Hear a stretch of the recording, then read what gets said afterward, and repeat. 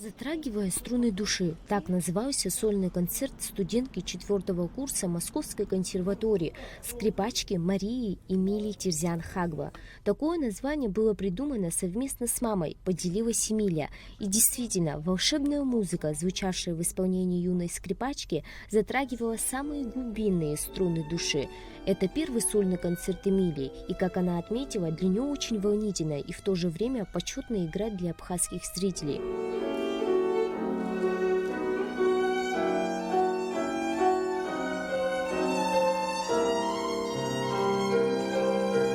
Это название мы придумали совместно с мамой, когда сидели вместе за столом.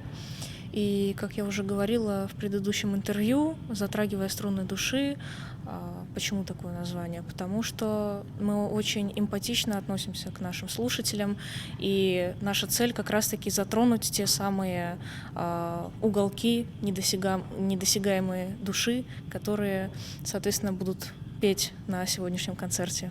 Зрители с нетерпением ожидали начала концерта. Некоторые из них впервые посетили Сухум и пришли, чтобы услышать абхазскую скрипачку и открыть для себя что-то новое.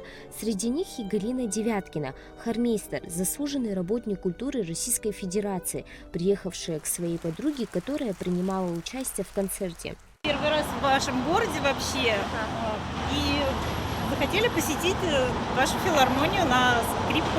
Сухум первый раз. Приехали на концерте. Это самое главное — посмотреть филармонию и послушать именно абхазскую представительницу музыкальную. Потому что там, наверное, красивая музыка будет. Вот. Ты первый раз в Абхазии? Да. Исполнительскую манеру Марии Эмилии Терзиан-Хагба отличают филигранность техники и интеллигентность в осмыслении музыкального материала. Скрипка поет, радуя слух чистотой интонаций. Эмилию помнят еще с тех пор, когда она была ребенком и только начинала свой путь скрипача, отметил альтист оркестра Герман Маркосян. Смотря на Эмилию, очень просто радуешься за это молодое поколение, что оно возрождается, что в Абхазии вот такие молодые артисты, такие перспективные, и она очень с большим будущим. Потому что ребенок, не ребенок, уже взрослая артистка, она очень, как вам сказать, очень трудолюбивая, очень талантливая, очень музыкальная.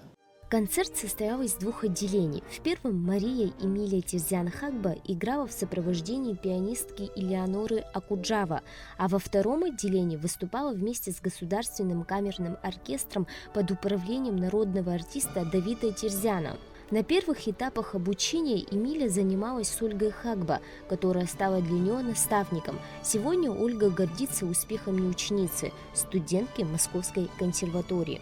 Я чувствую ее прекрасный профессиональный рост как музыканта, чувствую, что она уже переросла меня, и это очень приятно, потому что когда твой ученик перерастает тебя профессионально, наверное, это высшее достижение любого педагога.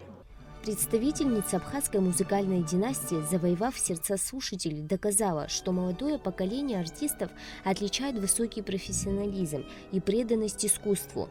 Памяти своего дедушки, дирижера, народного артиста Абхазии Анатолия Хагба, она посвятила «Ноктюрн» Багдасаряна. Милана Агарба, Ильдар Тамиров, Абхазское телевидение.